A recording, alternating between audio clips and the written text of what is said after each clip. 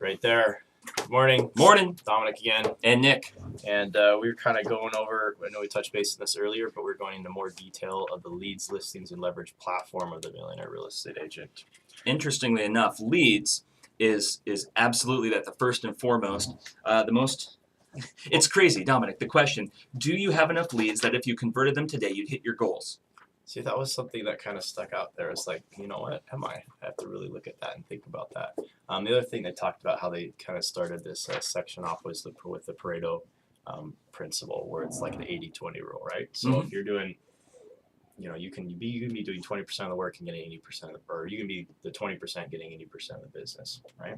Yeah, I think it's more like I always think about the top 20, like the 20% that we should be focusing on is going to give us 80% of our results, of our outcome, of anything, or 80% of what we do gives us 20% of the results. So what should we focus on? Right. And so in this case, you're saying the 20% you should be focusing on is leads, listings, and leverage. And then the other 80% is all the other stuff that's involved in real estate. And that's going to be getting you 20% of the results. So obviously the most important, leads, listing, and leverage is getting you 80% of the results, right?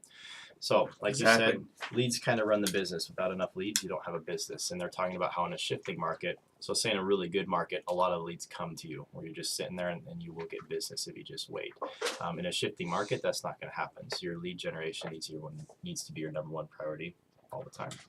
So that's the first L of the three L's, the leads. Second one is listings. Now the interesting thing, there are so many advantages to listings, and I think the one thing that I've always held true from day one in real estate is that a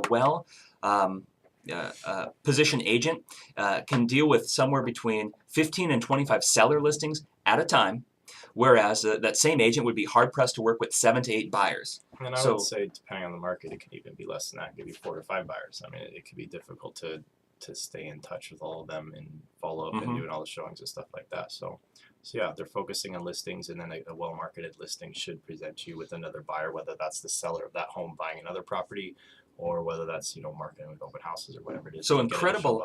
It's an incredible opportunity with listings that you have more opportunities to market, you have more opportunities to bring new business in, and it specifically says all of your buyer business can in fact come from your listing business. So you can control a lot more of your time because you can, listings typically are, I need to do it right now.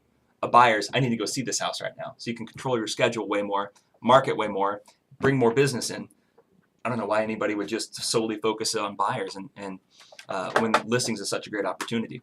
Right. Well, unless of course it's with the right team structure where you are a buyer's agent, and that's a killer opportunity for you. Sure. And then leverage is the third one, and obviously leverage is kind of self-explanatory, but they break it down in the sense that you always have to have the end in mind, because a lot of times the millionaire real estate agent, so the one that's actually outside of the business, who's not in it anymore, has somebody running their business as a CEO, and that typically tends to be one of their first hires, like an administrative person. So even though you might not think about it as much more than just doing paperwork and transaction coordinating right now, that first hire is probably much more important. So you do need to be focusing on not getting just a good person, but like a great person. And then once you find that great person, good just isn't good enough, right?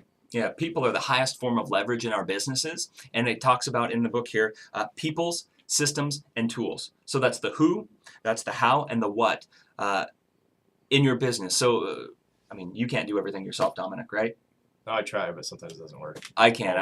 I fail forward with that daily, trying to do everything at once. Yet, what's our 20%? What brings 80% of our results? Typically lead generation and getting out in front of people, whereas so much of the business can be systematized and leveraged by somebody great helping you, with your business. So that is the 3 L's of the millionaire real estate agent. And again, we kind of covered those before, just a little bit more detail. But yeah, we'll tell you more soon. Thanks for watching. Tell you more soon. Thanks, guys.